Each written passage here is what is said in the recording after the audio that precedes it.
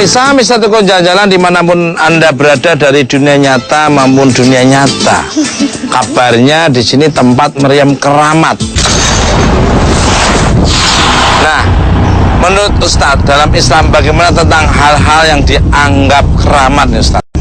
Yang ditakutkan di dalam Islam kalau kita mengkeramatkan sesuatu, kita berarti nanti larinya ke arah musyrik. Nah, kita harus memahami wa ma khalaqtul jinna wal insa illa liya'budun. Jadi dan tidak akan kuciptakan jin dan manusia kecuali untuk beribadah kepadaku, kepada Allah maksudnya. Nah, di dunia kita ada ciptaan Allah yang namanya jin yang tidak tampak mata, yang nyata. Memang mereka sama seperti kita diminta oleh Allah Ta'ala untuk sujud pada Allah. Tetapi kadang ada jin-jin tertentu yang belum mau sujud, tapi dia punya kekuatan tertentu. Ya seperti istilahnya kalau manusia, kalau mamanya manusia itu jago matematik, ada yang jago biologi. Kehidupan jin itu juga sama. Ada yang jago bikin orang pusing, ada yang jago bikin orang kesurupan, ada yang jago, ya semuanya seperti itu.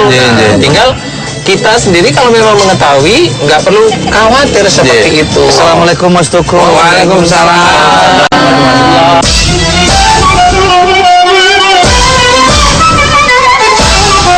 Pak Zul ini, meriam-meriam ini kenapa dikumpulkan di sini nih? Di dulunya ini meriam-meriam ini kan berserakan, Mas. Ada yang di dekat di Masjid Hibah, di dekat di tempat istana. Tapi karena ini menjadi peninggalan yang sangat berharga yang barangkali susah untuk kita dapatkan lagi, ini dikumpulkan menjadi satu. Ada meriam namanya meriam Padam Pelito kata orang sini. Kalau bahasa Indonesianya meriam Padam Pelita. Kalau dibunyikan itu seluruh negeri Pelalawan ini Padam Pelitanya. Dulu menjadi senjata pemungkasnya para raja. Di dalam keadaan tidak perang, ini dipergunakan ketika memasuki bulan suci Ramadan. Kalau dibunyikan ini berarti tanda Ramadan masuk.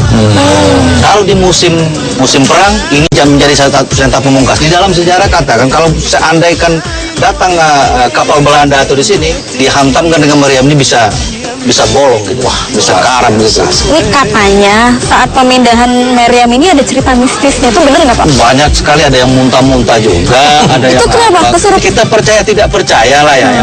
Yang jelas ada beberapa kegiatan kita di sini, mungkin ada yang diantara kita yang kurang barangkali tidak ada punya adab. Kalau kami di sini namanya bertabi-tabi.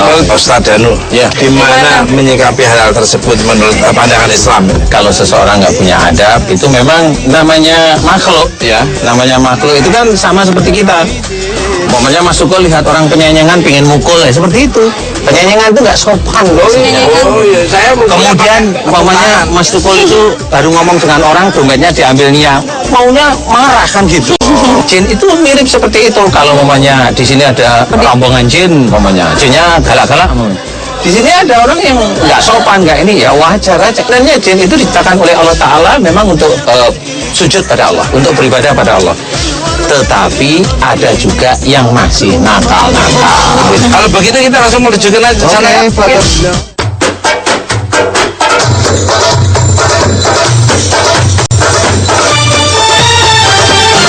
Meriam ini ada dua tahap datang ke Pelalawan. Bikinan mana dulu nih? Ini dari Hadramaut langsung. Dari Hadramaut itu melalui Syekh Idrus yang mangkatnya di sini 1825 di Tanjung Mampusun. Beliau ini adalah Syekh yang langsung datang dari Hadramaut, kemudian transit dulu di Melaka, dari Melaka baru dibawa ke sini. Ada lagi meriam yang datangkan oleh Tengku Said Abdurrahman. Kalau itu ada di samping kiri kanan rumah raja, itu namanya Bomo Sakti. Bomo Sakti itu kemudian ada dianggap sakti, ini menjadi senjata pemungkasnya raja. Ini khusus ditaruh di samping kiri kanan rumah raja. Yang kedua ada lagi meriam Padam Pelita. Ini meriam Padam Pelita ini dua kembarannya, satu di Siak, satu di sini. Ya, di sini dipotong, dicuri orang. Itu dalam sejarahnya saya pernah bertanya kepada yang membawanya itu, sampai mata yang cukup besar sampai ke tempat namanya Desa Kuala Panduk itu. Cukup besar mata yang mengikuti itu. Tapi kedua-duanya ini, kata almarhum Tengku Said Umar beliau ini mengatakan ini tak boleh dipisah meriam Padang Pelita ini. Termasuk juga yang di Siak juga pernah dicuri gitu, tapi selamat lagi gitu. Di sini sudah kepotong, di sana tidak utuh. Meriam ini menurut cerita digunakan untuk berperang dengan istana Siak. Ini monggo Pak Yul. Ini dulu sejarahnya ini kan di daerah Mempusun itu banyak meriam. Ketika pertama Siak menyerang pahlawan itu Siak kalah. Itulah dia ada pantunnya empak-empak di ujung gala katanya anak paman di Sembah Olang. Ada pantunnya tuh Mas. Diceritakan itu sampai heroik. Cukup heroik itu. Kan hebat Siak ketika itu mengutus orang yang compang-camping yang kata itu tahu-tahu rupanya penyusupan.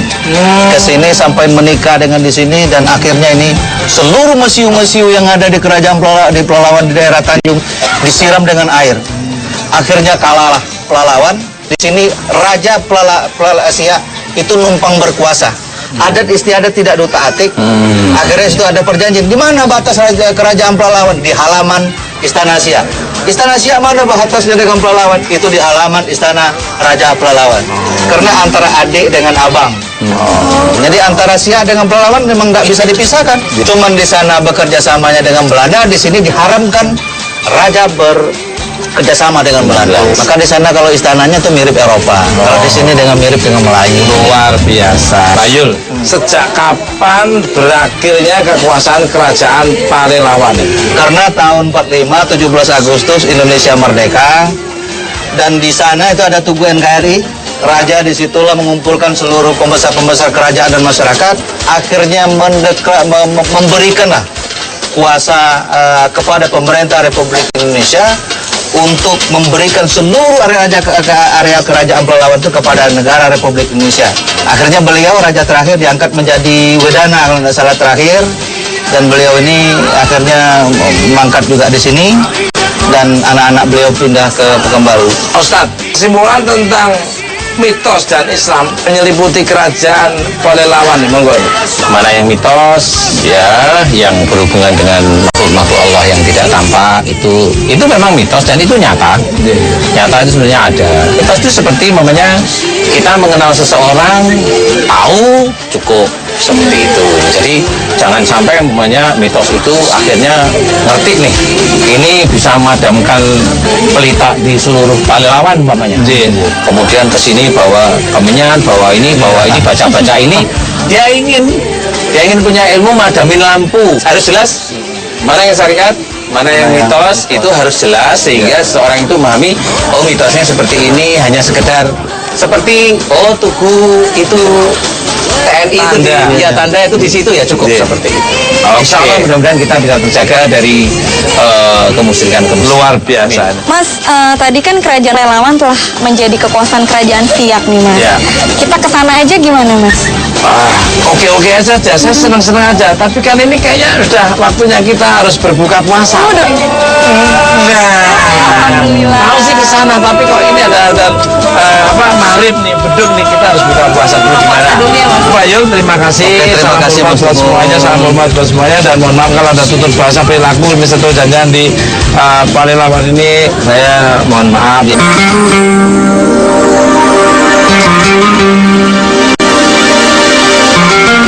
Nah, pemirsa Mister Tukul Jalan-Jalan, ambil sisi positif tontonan Mister Tukul Jalan-Jalan, yang negatif jangan diambil. Kekuatan yang tidak bisa tertandingi ada kekuatan dari Allah Subhanahu wa Ta'ala.